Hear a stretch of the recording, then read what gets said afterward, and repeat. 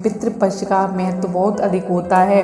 पितृपक्ष में हमारे पूर्वज हमसे मिलने के लिए धरती पर आते हैं। हमारे द्वारा उनके लिए किए जाने वाले श्राद्ध, तर्पण तथा पिंडदान आदि कार्यों से वे संतुष्ट होकर हमें आशीर्वाद प्रदान करते हैं। प्रतिवर्ष पितृपक्ष भाद्रपद की कृष्ण पूर्णिमा से प्रारंभ होते हैं और अश्विनी मास की अमावस्या को पूर्ण होते हैं। इसे सर्व पितृ मोक्ष अमावस्या कहा जाता है। पितृपक्ष के दिनों में मनुष्य को पितरों की संतुष्टि के लिए श्राद्ध कर्म तथा दान धर्म आदि करना चाहिए। भगवान श्री कृष्ण कहते हैं, जिस मनुष्य को उसके पितरों का आशीर्वाद प्रदान प्राप्त होता है, उसके कुल का गौरव सदैव बढ़ता रहता है। ऐसा मनुष्य कभी भी दरिद्र नहीं रह सकता।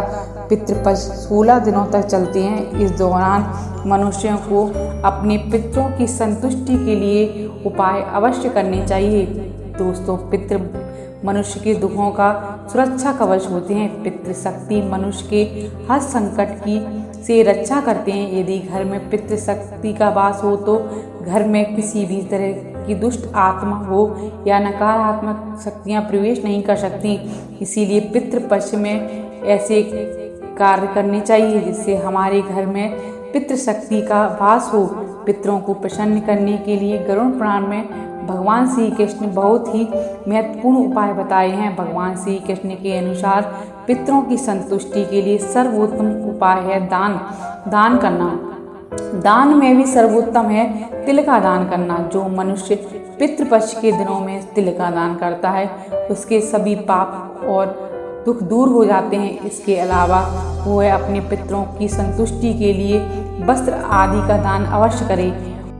यदि गाय का दान किया जाए तो कई गुना अधिक फलों की प्राप्ति होती है। हमारे प्राचीन ग्रंथों में गाय को एक महत्वपूर्ण पशु माना जाता है। शास्त्रों में गाय को माता कहा जाता है और समस्त देवी देवताओं का उसका पूजन करते हैं। गौ माता के शरीर में 33 कोटि देवी देवताओं का वास होता है। गाय एक अत्यंत पवित्र, निर्मल और शांत निष्पाप जीव है। ऋग्वेद में इसे संसार का पालन करने वाला कामधेनु गाय गौ माता के कहा गया है।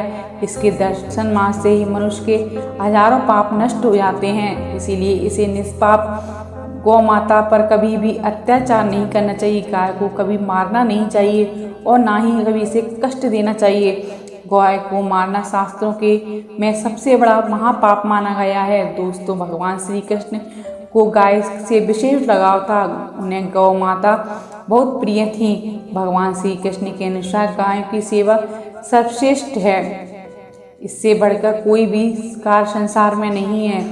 कलयुग की भविष्यवाणी करते भगवान श्री कृष्ण कहते हैं कि कलयुग में जब धर्म का लोप हो जाएगा, जब मनुष्य गाय की सेवा नहीं करेंगे, मनुष्य केवल अपने दूध उसके दूध के लिए निकालते हैं और फिर उसे छोड़ देते हैं, जिसके परिणाम स्वरूप कलयुग में पाप और चरम सीमा पर पहुंचेगा। भगवान श्री कृष्ण कहते हैं, जब संसार में गाय समाप्त हो जाएगी तब कलयुग का अंत हो जाएगा। जो मनुष्य कलयुग में गाय की निस्वार्थ भाव से सेवा करेगा वह सुख संपत्ति को प्राप्त करेगा। जो स्त्री रसोई में बनी पहली रोटी गाय को खिलाती है वह सदा सुहागन और सौभाग्य वाली रहती है।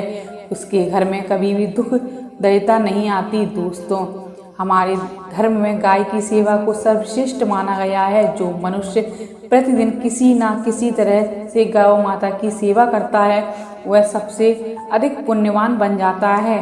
गाँव में तो मनुष्य को गौ माता की सेवा करने का अवसर प्राप्त होता है, लेकिन शहरों में गाय के दर्शन आसानी से नहीं हो पाते।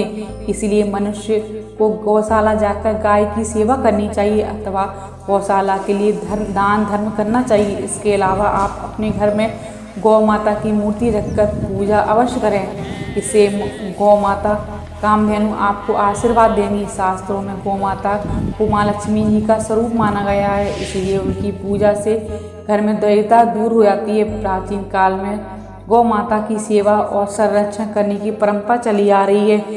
कई ऋषि मुनि अपनी कुटिया में गायों का पालन करते थे तथा राजा महाराजा गायों का दान करते थे। गाय के दान से को गौ माता का दान कहा जाता है। गाय का दान करने से सभी जनों का पाप नष्ट हो जाते हैं। गाय को मोक्षदायिनी भी कहा जाता है। इसीलिए जब भी किसी व्यक्ति की मृत्यु निकट आती है और तथा उसके हाथ में गौ का दान अवश्य कराया जाता है। दोस्तों, कई बार जाने अनजाने में महिलाएं को ऐसी चीज़ें गाय को खिला देती हैं जिससे माँ लक्ष्मी जी रूठ जाती हैं। शास्त्रों के अनुसार कहा जाता है गाय को कभी भी बासी खाना नहीं खिलाना चाहिए, जिससे मनुष्य के जीवन में दुर्भाग्य आता है और उसे किसी भी कार्य में सफलता नहीं मिलती। दोस्तों, यदि आप किसी कार्य के लिए जा रहे हैं और आपको रास्ते में अपने गाय बछड़े को दूध पिलाती हुई दिखाई दे तो समझ जाना चाहिए आपका कार्य सिद्ध होगा और आप में उसको अवश्य सफलता मिलेगी। पितृपक्ष में गाय के लिए नियमित सुबह रोटी निकालनी चाहिए। उस पर थोड़ा सा घी लगाकर थोड़ा सा गुड़ रखना चाहिए, रखकर अवश्य खिलाना चाहिए। गाय को पैर छूकर और उसके गले के हिस्से पर हाथ फेरना चाहिए और गाय के फेरना चाहिए। हमेशा गाय के ऊपर हम हाथ फेरना चाहिए।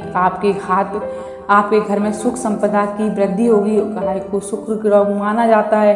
गाय की सेवा करने से घर में धन धान की बढ़ोतरी होती है। गाय की हर चीज़ महत्वपूर्ण होती है। हमेशा गाय को गोबर से अपने दरवाजे पर लीपना चाहिए। इससे आपके घर में सकारात्मक ऊर्जा का प्रवेश होता है और नकारात्मक ऊर्जा घर में प्रवेश नहीं कर पाती। गाय का गौमूत्र भी अपने घर में रख सकते हैं, जो आप गौमूत्र अपने घर में छिड़काव कर सकते हैं, जिससे आपके घर में नकारात्मक ऊर्जा बाहर निकल चली जाती है और सकारात्मक ऊर्जा घर में पास होता है। दोस्तों, आपने अक्सर देखा होगा दीपावली पर हम गाय की मूर्ति को लेकर घर में अवश्य आते हैं और उसकी पूजा करते हैं। पितृपक्ष में श्राद्ध के दिनों में गाय के लिए एक हिस्सा रोटी का अवश्य खिलाना चाहिए तथा हमारा श्राद्ध पूर्ण माना जाता है। इससे हमारे पितृ प्रसन्न होकर हमें आशीर्वाद देते हैं और हम खुशी खुशी अपना जीवन व्यतीत करते हैं। राधे राधे दोस्तों, धन्यवाद।